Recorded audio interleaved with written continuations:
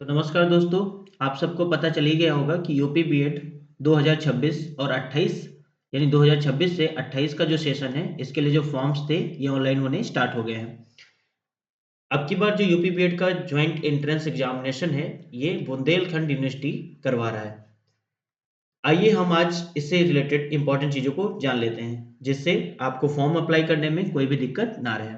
तो सबसे पहले हम शैक्षणिक अर्हता यानी कि एजुकेशनल क्वालिफिकेशन की बात करें तो इस अगर आप एजुकेशनल क्वालिफिकेशन की बात करें तो आप साइंस, सोशल साइंस या बायोलॉजी किसी में भी अगर आप 50% मार्क्स के साथ ग्रेजुएशन कर रखा है आपने तो आप इसमें फॉर्म अप्लाई कर सकते हैं।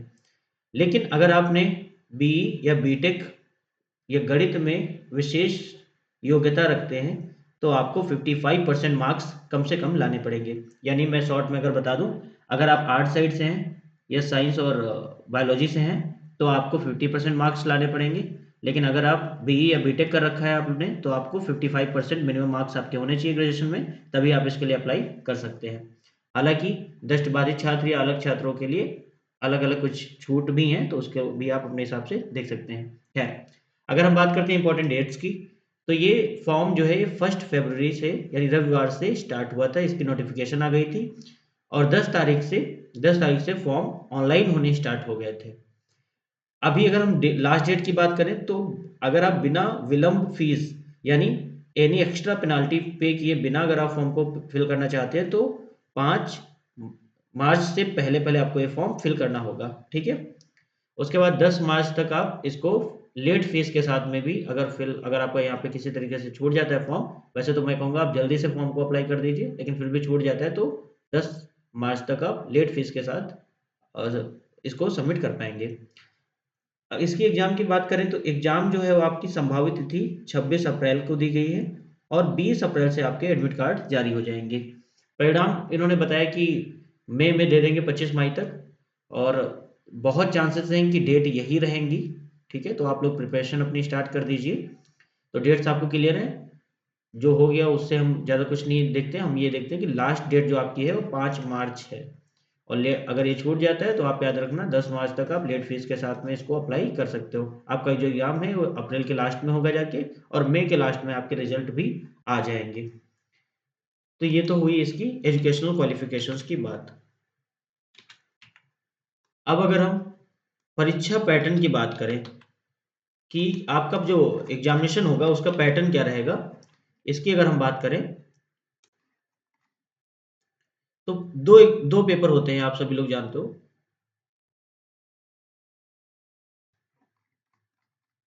ये देख लीजिए आप। तो पहले प्रश्न पत्र की अगर हम बात करें तो पहले प्रश्न पत्र में दो सेक्शंस होंगे। सेक्शन ए जिसमें आपको सामान्य ज्ञान या जनरल नॉलेज के क्वेश्चंस होंगे। कितने क्वेश्चन होंगे? 50 क्वेश्चन होंगे। दूसरा लैंग्वेज कॉम्पिटेंसी टेस्ट होगा जिसमें हिंदी या अंग्रेजी इनमें से कोई भी एक भाषा का चयन आप कर सकते हैं। तो आपका जो पेपर फर्स्ट होगा ये हम कह सकते हैं इसमें कितने टोटल क्वेश्चंस आएंगे तो 100 क्वेश्चंस आएंगे जिसमें से 50 क्वेश्चन आपके वो जनरल नॉलेज के होंगे और जो 50 क्वेश्चंस होंगे ये लैंग्वेज कॉम्पिटेंसी टेस्ट के होंगे और इसमें आप हिंदी या इंग्लिश में से कोई लैंग्वेज चूज कर सकते हैं। अंक की बात करें तो हर क्वेश्चन 2-2 मार्क्स का होगा और आपके इस तरीके से दोनों मॉडल को मिला के इस पेपर में टोटल अंक जो मिलेंगे वो 200 अंक मिलेंगे।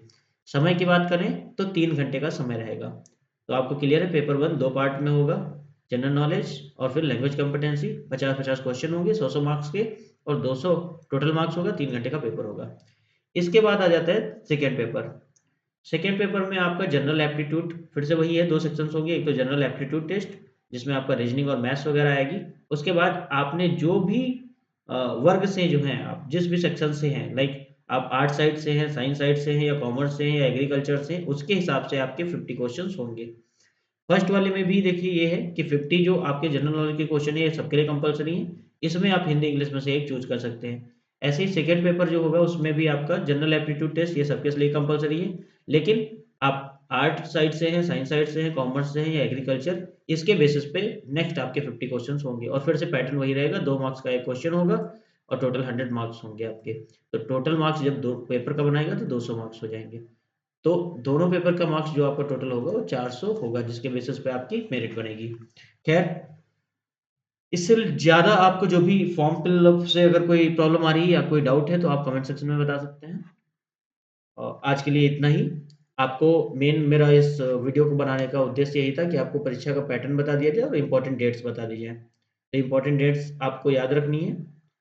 एक चीज़ यहाँ पे और है कि अगर आपका फिर भी कोई डाउट आ रहा है और फॉर्म फिलअप से रिलेटेड, तो आप ये जो कॉन्टैक्ट नंबर्स दिए हुए हैं मैंने यहाँ पे हाईलाइट कर दिए हैं, इन पे आप कॉल कर सकते हैं या ईमेल भी कर सकते हैं, ये ईमेल दी गई है।